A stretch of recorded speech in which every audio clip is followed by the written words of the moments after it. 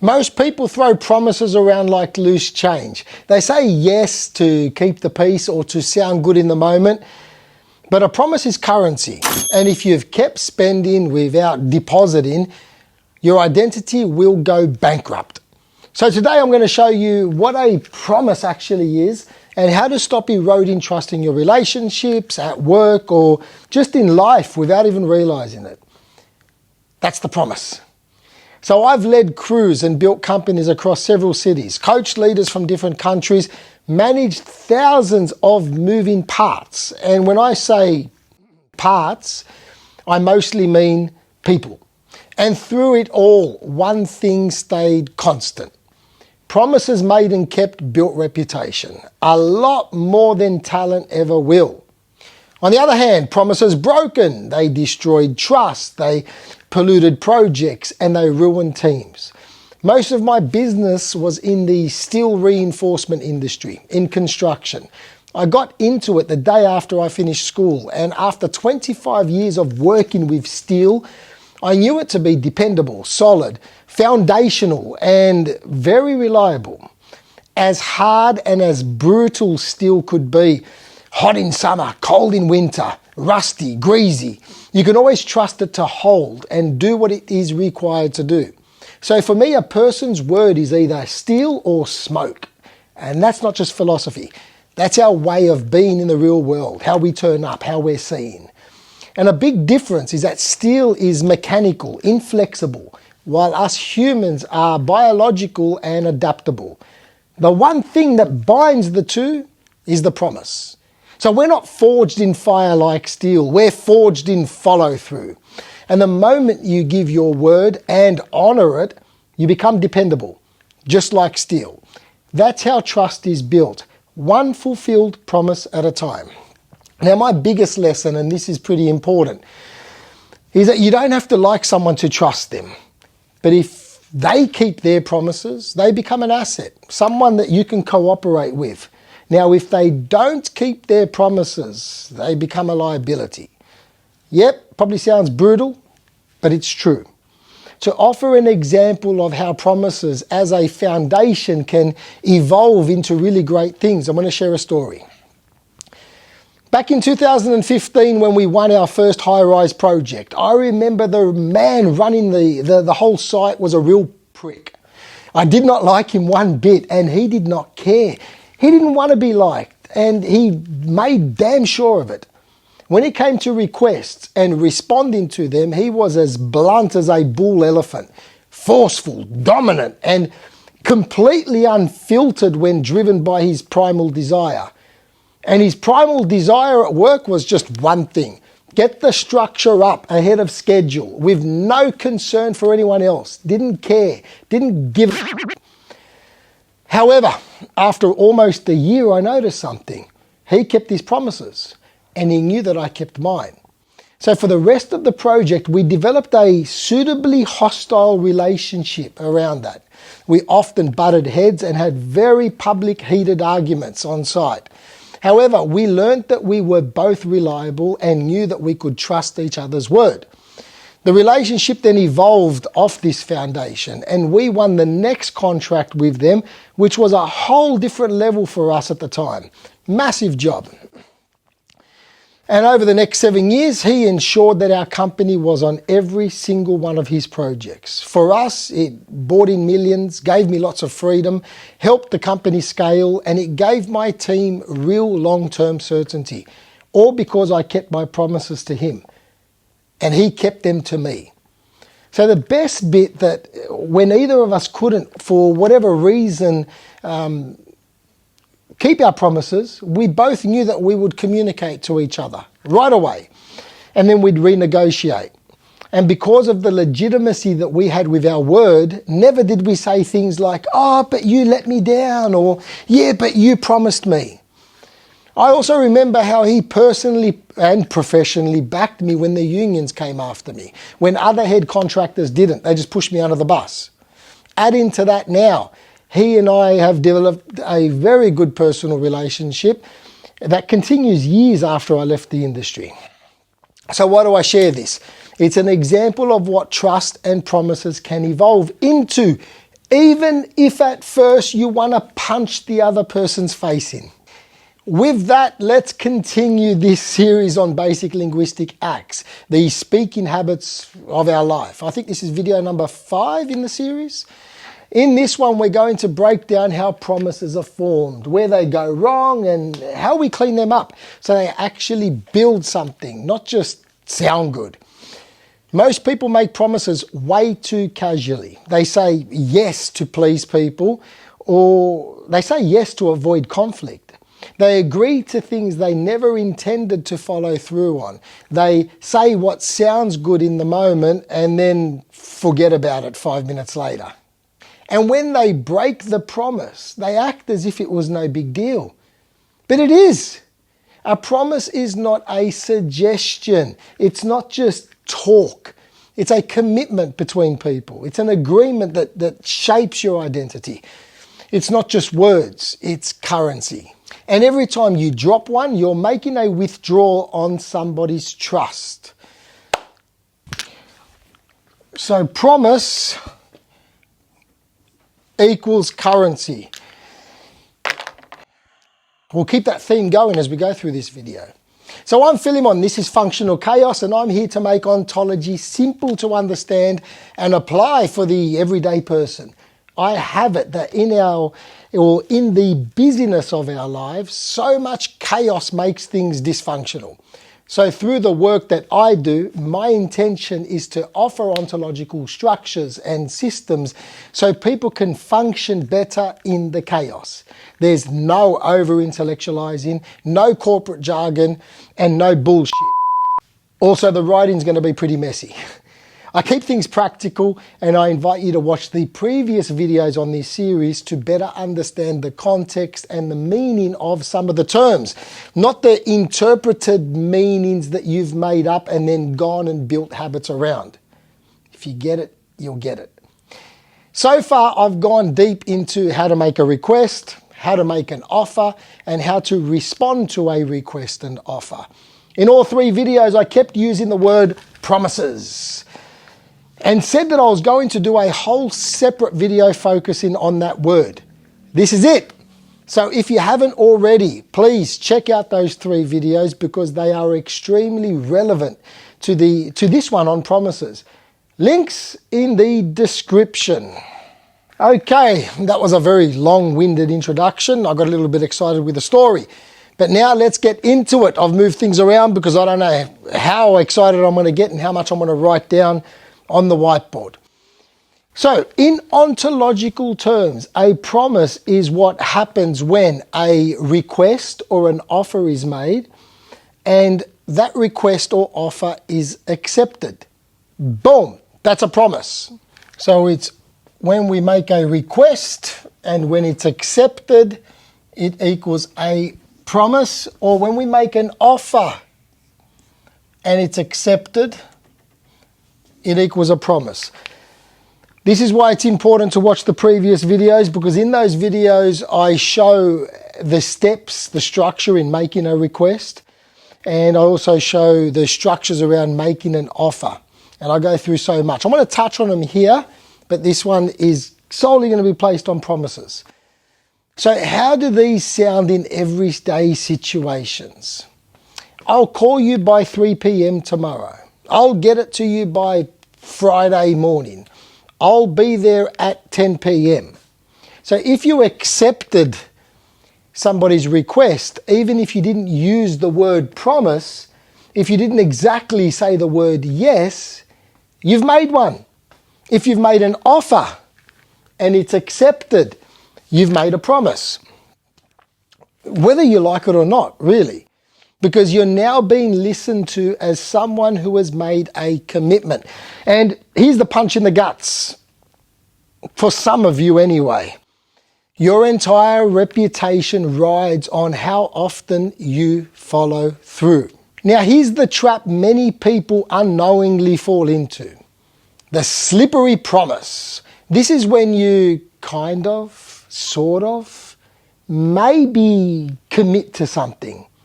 Now it sounds like this. I should be able to do that. I'll try to get around to it. Yeah, I'll have a look and see what I can do. Do you see how this sounds like a yes, but it's actually a vague maybe wrapped up in politeness or avoidance? And this is where trust gets destroyed. It generates friction in relationships and breaks down work cultures. Eventually, it all turns into a blame game. Why? Because it's all in the listening. The other person hears a commitment. They start to rely on you. And when you don't deliver, well, you don't just miss a task. You weaken your word and you erode trust. And the person quietly decides that they can no longer count on you. So like I said, a slippery promise sounds like a yes. We'll get into that some more soon. So let me show you exactly how this works from an ontological lens, straight from the workshop training I run with leaders, individuals and teams. There are two ways a promise is formed, as we spoke about earlier. A request plus acceptance equals a promise.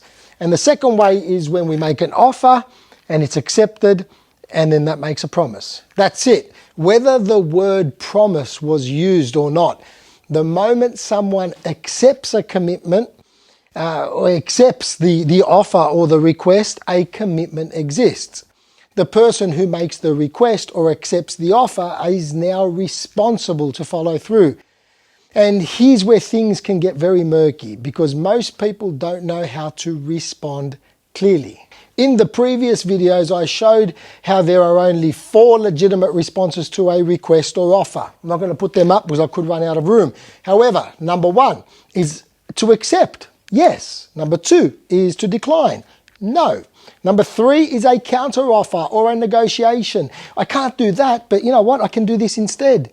And number 4 is to commit to respond later. I'll get back to you by ... Now in number 4, it's important to agree on a specific time. Otherwise, there's a risk of things becoming slippery. But how do most people answer? I should be able to. Oh, I'll try. Leave it to me. I'll get back to you. Pencil me in. You know what? Sounds great. Now, none of them are a proper commitment. What they are is a slippery promise. It sounds like a yes. It's heard as a promise, but there's no clear agreement. And that's where everything starts to unravel. So if this part feels unclear, please go back and watch the 3 videos on requests, responses to requests and offers. I've put them all in a playlist to make it easy. What they'll do is show you how these pieces all fit together and how one sloppy request or one shallow offer can lead to a slippery promise and then poison the whole dynamic. So I think it's important to have this up here, how a sloppy request plus a shallow offer creates a slippery promise. And slippery promises, they sound like what? A yes. So now let's talk about how promises form a large part of your identity. Because every time you make a promise and keep it, what you're doing is reinforcing your identity as a reliable, trustworthy and legitimate person. Every time you break a promise, especially without renegotiating, you're teaching people that you can't be counted on. That message goes into your relationships, into your teams, and above all that, into your reputation. And even how you see yourself, most importantly. Because how you manage your promises, it tells the world and your subconscious who you really are. So to go off on a tangent, like I said in the introduction, trust is not always about liking the person. I often reflect on my 25 years in the construction industry and all of the other business dealings that I've had. And just like I shared this story earlier, I can't tell you how many relationships I developed where I did not like the person. As a person, our values simply did not align. However, because promises were always kept, these agreements were followed through, I absolutely trusted them, often much more than some of the people that were close to me. Why is this? Because they kept their word. They held their agreements. It was part of their reputation and their identity. Even if they were an absolute pain in the ass as a person, I trusted them. And on the back of that, we now had an aligned value of trust that we could build from. In contrast, I have a very good friend. I've known him for decades. Love him as a mate. Enjoy catching up with him. And we always have great laughs and a very deep history. He's the most likable person you will ever meet. But if I got thrown into jail for the night and had that one phone call, that one phone a friend, it won't be him. 10 times out of 10, I will call one of the people I don't like before I call him. Why is that? Because in the moment, I'm not looking for someone I like. I'm looking for someone dependable, someone I can trust to get me out of the shit that I got myself into. So to put it simply, trust is making small agreements and keeping them. It's the lubricant that keeps relationships and businesses and organizations running smoothly. Without it, everything slows down, requires much more effort and generates more friction. But there's more to it than just ticking boxes. It's built on 4 key judgments we make about each other, whether we realize it or not. There will be a separate video that focuses on trust just on its own.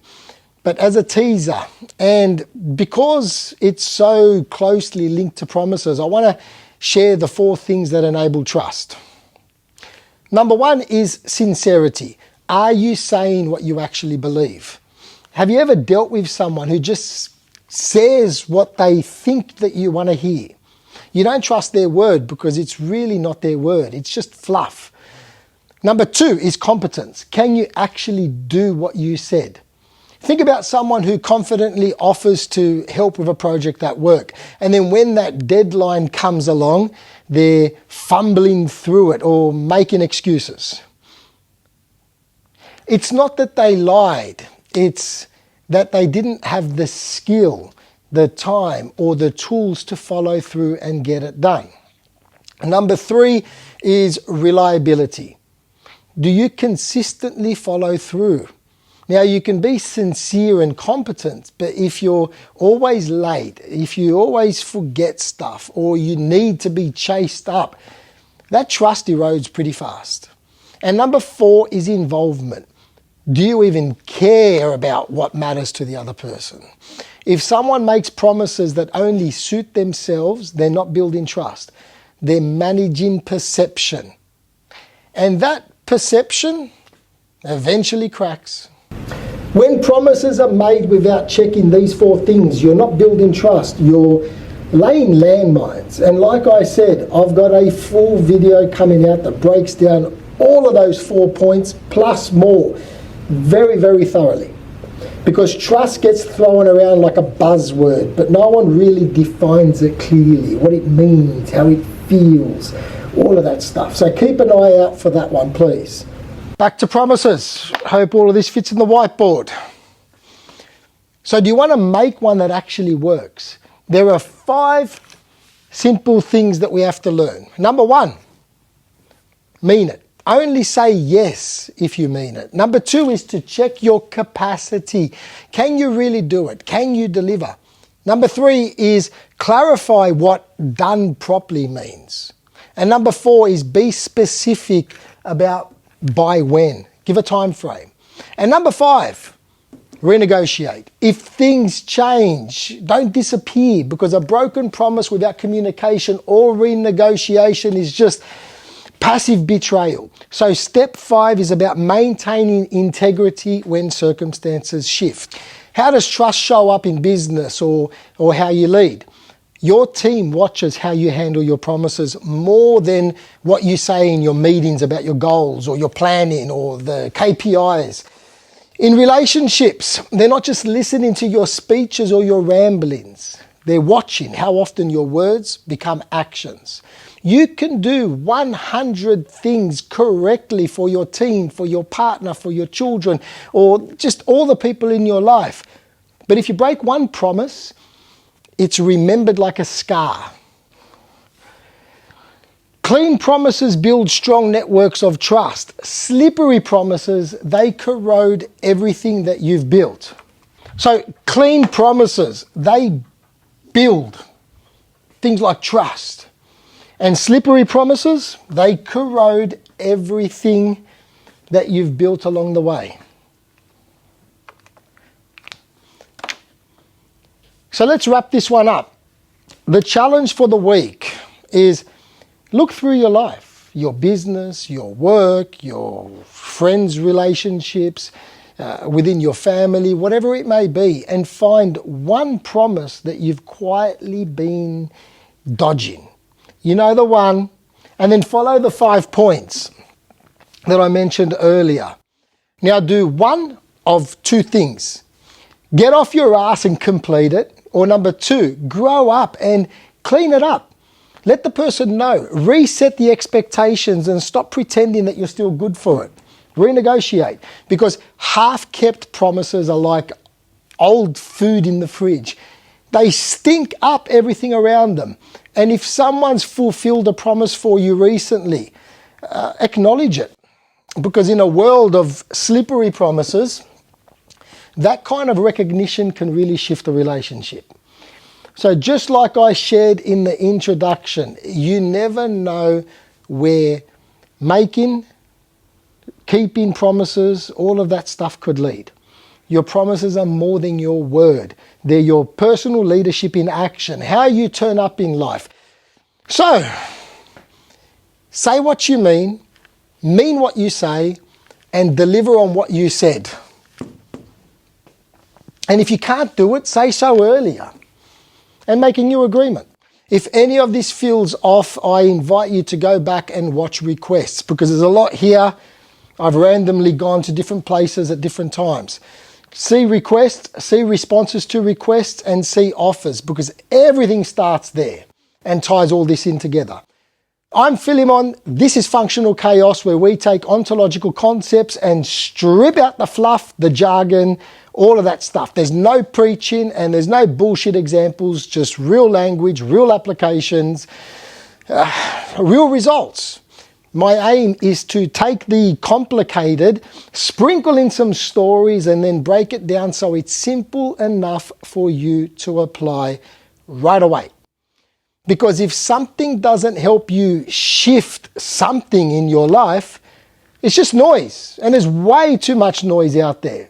Stop getting more information and start applying what you know. If you got value, like, share, subscribe, all of that stuff. If you didn't, Lastly, you don't need to be perfect, but your word, it needs to be tight and it needs to carry weight. Next up, I'm going to do a video on declarations, the most avoided of the basic linguistic acts, the most avoided of our speaking habits, and the one that can create the future that you want if you know how to make them and where to make them from. Until then, thanks for watching and take what you will.